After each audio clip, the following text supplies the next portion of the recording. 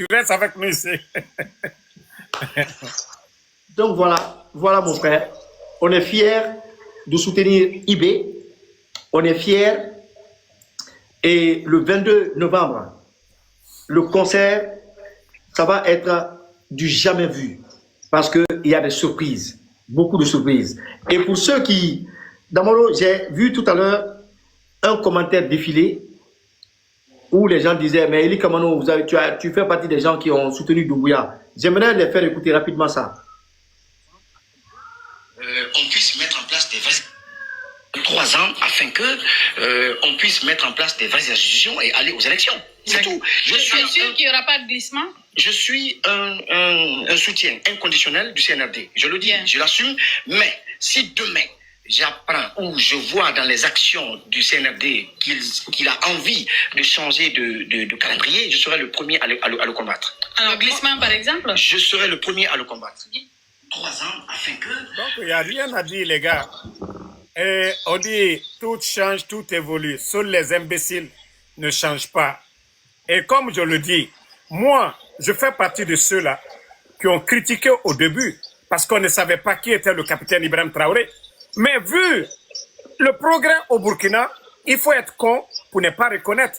Si Mamadi travaillait, si Mamadi faisait mieux que le capitaine et Ibrahim Traoré, vous pensez que nous autres là, on n'allait pas reconnaître la vérité là. Mais son bilan est nul.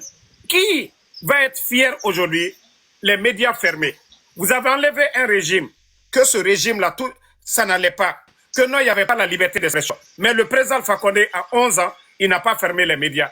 Le président Alpha Condé, à 11 ans, il n'a pas kidnappé les Fonike Mangue ou Habib Marouane. Le président Alpha Condé n'a pas dissous un parti politique. Le président Alpha Condé, le projet Simandou, vous voyez aujourd'hui que les Guinéens ne savent même pas qu'est-ce qui est signé. Parce qu'on a demandé à Djiba Diakité, c'est quoi le contenu? Vous avez arrêté les contrats, vous avez renégocié les contrats. C'est quoi le contenu de Simandou? Il vous dit que si nous devons mettre de bout en bout, les documents contractuels, c'est 14 km de route. Et de 14 km voilà, de route. Donc, ça veut dire que, voilà, il n'y a pas de transparence. Eli, comme on l'a dit, il y a une autre vidéo même, il le dit haut et fort que la Guinée est au-dessus de sa maman. Ça, il avait dit à ce moment, il était en Guinée. Hein. Ça, à ce moment, il avait l'accès au palais. Donc, qu'est-ce que vous allez venir dire encore? On peut soutenir, mais si la personne, voilà, ne fait pas ce que vous voulez. Vous voyez l'homme même divorce avec sa femme. Si ta femme ne t'apporte pas du bien, tu divorces. Si l'homme ne t'apporte rien, tu divorces. À plus forte raison, quelqu'un que tu as soutenu parce qu'il a pris un engagement et il n'a pas respecté. Donc, franchement, bravo, monsieur Eli. Il ne faut même plus répondre à ces gens-là. Heureusement, quand Dieu veut soutenir quelqu'un qui est honnête, il y a toujours des preuves pour l'accompagner. Heureusement qu'il y a ces archives-là qui sont là. Voilà. C'est eux qui vous ont invité à l'époque, les GG. C'est pas, voilà, vous ne vous attendiez même pas, voilà, à tout ce qui arrive aujourd'hui. Vous n'avez pas pensé peut-être, vous pensez que Mamadi allait respecter sa parole, vous avez dit ça, mais aujourd'hui il n'a pas respecté. Donc vous aussi, vous avez dit, j'ai pris un engagement, moi je vais respecter mon engagement. Je vous ai dit, si vous ne respectez pas, je ne peux pas combattre le régime d'Alpha Condé pour certaines choses, et vous venez aujourd'hui, vous faites pire que ce régime. Alors, qu'est-ce que les gens diront de Eli Kamano? Donc, c'est un peu ça. Oh, tu sais, Damaro, le Guinéen a une maladie très grave. Cette maladie s'appelle l'amnésie. Le Guinéen oublie vite. C'est pourquoi la dernière fois, dans une de mes vidéos, je disais que on n'a pas de conscience historique. Et un peuple qui n'a pas de conscience historique, sa carte mémoire s'efface au fur et à mesure que les événements arrivent. Sinon, ceux qui sont aujourd'hui avec Doumbouya, ils sont libres de soutenir Doumbouya. Mais ne soutenez pas dans le mensonge en vous attaquant à quelqu'un dont vous connaissez très bien le parcours. J'ai eu des opportunités dans ce pays. J'ai eu beaucoup d'opportunités où je pouvais prendre de l'argent, hypothéquer mon avenir, prendre des avantages, des privilèges, mais en réalité, Damaro, moi je suis un messager et Dieu merci, Dieu m'a éclairé très tôt et je suis conscient aujourd'hui de la mission que Dieu m'a confiée.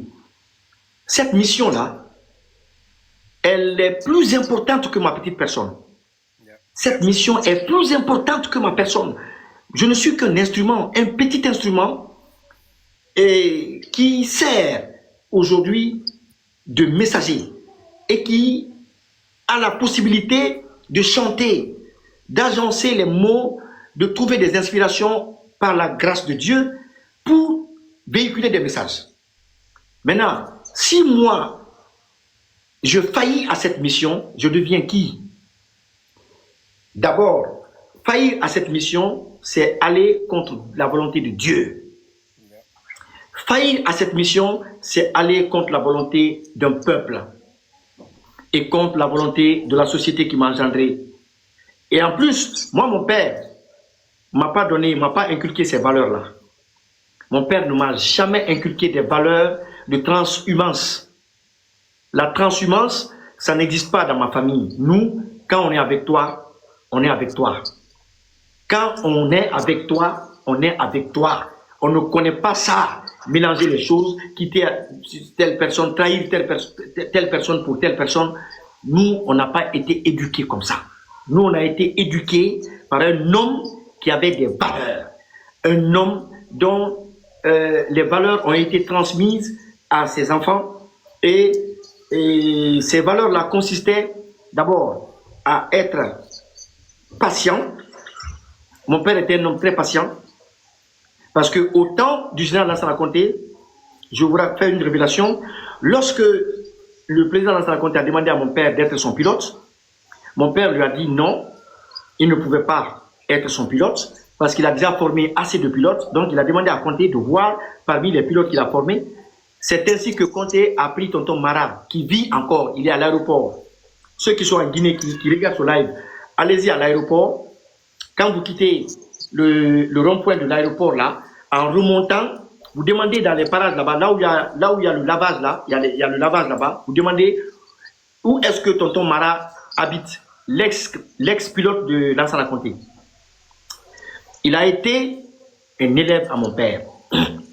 Maintenant, c'est lorsque mon père a dit non à Conté que Lansana Conté s'est fâché. Mané qui dit qu'il est décédé maintenant. Tonton Mara est décédé?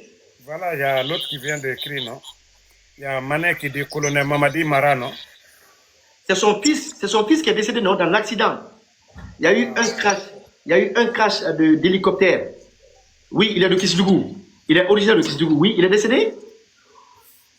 Bon, ça va. Ah, aïe, je suis pas au courant. Mais il vit. Non, tonton Mara, il vit, il n'est pas décédé. Il vit. C'est son fils, Lai Mara. C'est Lai qui est décédé dans un crash d'hélicoptère à l'aéroport avec un Français. Ils étaient en train d'essayer de faire des entraînements là. Donc l'avion et l'hélicoptère, ils ont fait un crash. Voilà, il vit encore. Donc, vous pouvez demander à tonton Mara qui a été son instructeur. Ils vous dira que c'est le colonel Samando Kamano. Ensuite, Lansana Conté a oublié mon père durant 14 ans. Mon père était capitaine, 14 ans, c'était sa punition. Un jour, qu'est-ce qui s'est passé? Le colonel Kerfala Kamara, ils étaient à la base militaire. Il y avait une mission qui consistait à aller dans les eaux de la Guinée là, et tout, il y a des pirates, je crois, qui étaient venus pour pirater, pour venir pêcher dans les eaux. Donc, il était question que les gens prennent l'hélicoptère, aller là-bas. Mon père était là. C'était une routine. Donc, lui, il est sorti. Quand il a vu cette mission-là, il a demandé de quoi il s'agissait. Quand on a expliqué cela à mon père a dit, mais ils vont aller s'écraser. Il dit, cet hélicoptère n'est pas adapté pour une mission comme ça. Les Noirs qui étaient là, comme c'est mon père, il est guinéen, et comme tu le sais, les Guinéens n'ont jamais confiance aux Guinéens. Ils ont dit à mon père que non, c'est une mission, eux ils vont partir, ils pourront accomplir la mission. Damaro, voilà comment un Russe Un Russe qui était aussi à la base militaire là-bas sort, il répète la même chose. Il leur dit, mais si vous prenez cet avion, cet hélicoptère, vous allez vous écraser. Cet hélicoptère n'est pas, il n'est pas conçu pour de telles missions. Je t'assure, c'est le jour-là que le général Kerfala a fait nommer mon père colonel à la base militaire là-bas. Colonel. Est-ce que tu comprends? Non, commandant. Il était capitaine. Commandant, Astafoulaye. Maintenant, le grade de colonel, c'est l'Alassane Conté qu'il a gradé colonel. Il l'a gradé colonel parce que tout simplement, il y a des bombardiers que l'Ukraine avait offerts à la Guinée lorsque Guéguédou avait été agressé par les rebelles. Tu te rappelles lorsque Conté avait dit que toute ville qui allait être agressée par les rebelles, il allait raser la ville. Effectivement. Donc, c'est dans cette logique-là que mon père, sous la demande du président Alassane Conté, est allé chercher le bombardier là en Ukraine, il l'a ramené à Conakry. Kori Kondiano, paix à son âme, est allé témoigner, faire ce témoignage un jour à Guéguédou. Il était président de l'Assemblée. Il a dit, je respecte le colonel Samando Kamano parce que lorsque le président Alassane Conté lui a instruit d'aller bombarder Guéguédou parce que les rebelles avaient pénétré, il a refusé. Mon père a dit, je ne peux pas bombarder Guéguédou. Guéguédou, c'est chez moi. J'ai mes parents là-bas et tout. Donc, depuis ça, jusqu'à la mort de Conté, mon père n'a pas eu de grade. Mon père est mort au grade de colonel. Pendant qu'il fut un des plus grands formateurs des pilotes de la Guinée. Et il a piloté l'hélicoptère du président Sékou Touré durant 22 ans. Pour ceux qui ne croient pas, la femme du président Ahmed Sékou Touré est en vie encore. Allez-y lui demander qui était Kamano. Et pour terminer l'histoire de mon père, pour fermer la parenthèse, je vais te raconter ce que mon père m'a raconté un jour, entre lui et le président Sékou Touré. Le président Bouteflika de l'Algérie, il était à l'époque Premier ministre, il n'était pas encore président. Il est venu pour une visite en Guinée. Quand il est arrivé, alors il devait aller à l'intérieur du pays avec le président Sékou Touré, à l'Abbé. Mon père me dit que ce jour, il y avait une délégation, ils sont tous montés dans l'hélicoptère. Quand il est arrivé, il a dit au président qu'il ne pouvait pas faire décoller l'hélicoptère. Le président lui a dit, mais pourquoi? Il dit qu'il y a assez de monde, le poids recommandé par l'hélicoptère, qu'ils ont dépassé le poids. Il y a un surpoids. Il y a un ministre du président qui a crié sur mon père. Ça, c'est mon père qui me relate ça. Il a dit, ah mais Kamano, il est fait là, toi aussi, tous les jours tu te plains, hein, il faut décoller, l'avion là. Le président Sékou Touré lui a tout de suite retiré la parole, il lui a dit, tu dis quoi? Kamano a ma vie en main. Kamano fait son travail. Si Kamano dit qu'il y a un surpoids, mais débarquez, je vais vous débarquer tous, allez, descendez, tout le monde. Le président a débarqué tout le monde, il a dit à mon père de faire monter, selon le poids, la capacité que l'avion, l'hélicoptère peut prendre, et que ce jour-là, le président Bouteflika, il a dit au président Sékou Touré, il dit bon, comme c'est comme ça, lui il préfère prendre la voiture du président, il va en même temps découvrir le paysage, il va faire la route Conakry-Labé dans la voiture. Voilà comment le président Bouteflika, lui, va avec une partie de la délégation, et mon père va avec le président, avec une autre partie de la délégation. La Guinée est un pays, c'est un pays où on rabaisse des gens. Moi, je vois des gens dans ce pays aujourd'hui qui parlent de moi. Quand tu prends l'histoire de leur famille, de leur père, mon frère, en fait, ce n'est même pas pareil. Mon père a rendu des services à la nation guinéenne. Et c'est ce que je suis en train de faire aussi.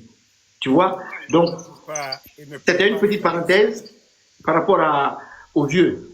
Tu as vu, à tout le combat qu'il a mené aussi. Ok.